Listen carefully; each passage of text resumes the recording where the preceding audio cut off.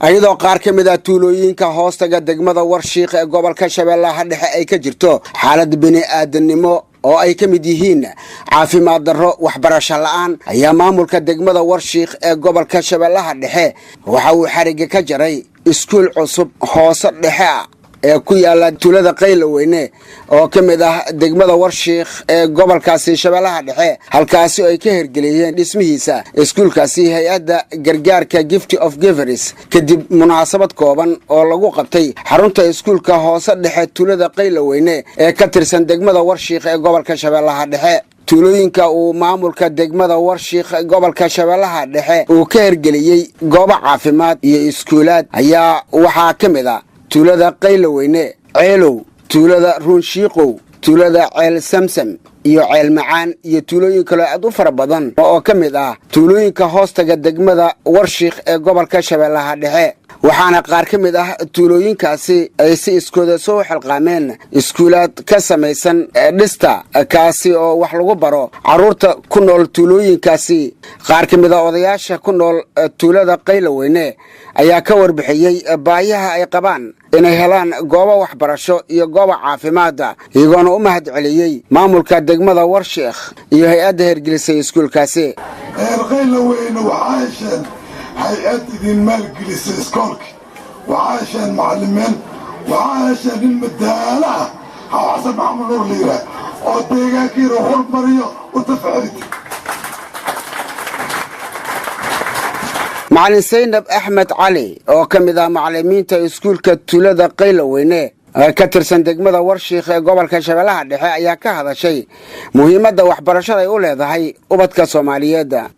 meeshan tuuladan aad ay ugu baahneed iskuul waana talaabada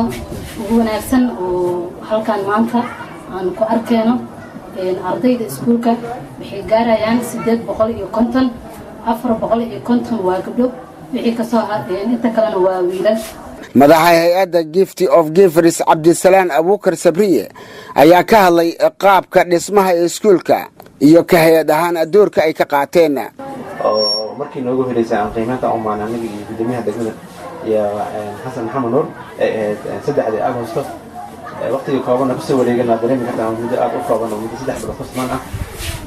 muddaas gudaheeda hay'adii xafiiskeena Muqdisho waxa ka dhashay in iskuulka oo marka hore ismaasnaa dhis oo ilmihii ku baranayna qorax iyo dabaal ah inuu u baahan yahay in dib u habeyn degdeg lagu sameeyo gudoomiyaha degmada Warshiiq ee gobolka Shabeellaha Dhexe Ahmed Xuseen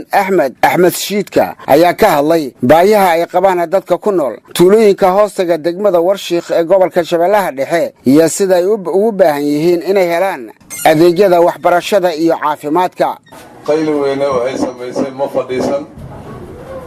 waxbarashadii halkeedii ka sii weytay rag baa u duubtay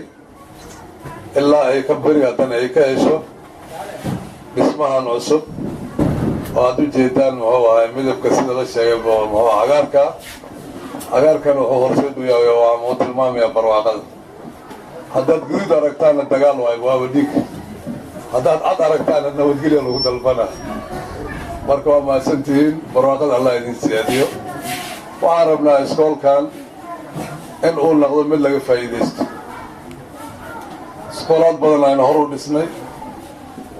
waxaa ka faa'iidaystay awoorka iyo kawiliga dadka kama faa'iidaysna aanu samaynay qaarkood waa sii lugooyeen funfulkii saarnaa ayay koolladii birta ku dhiijinayeen si fiican loo furin waaska daba shaqeeyeen marka reer Qayloweyne waxaa is leeyahay waa dad ilbaha ah tuulooyin kale inay ka hormarsiinaan moodayaa si iskugu duwan ay u dadaalayaan raga idin istaagay in raggaas aad caawisaan idinkuna aad garab istaagtaan aan rabaa موسى عثمان أبطو تلفزيون كقرن كسوماليات مقدشو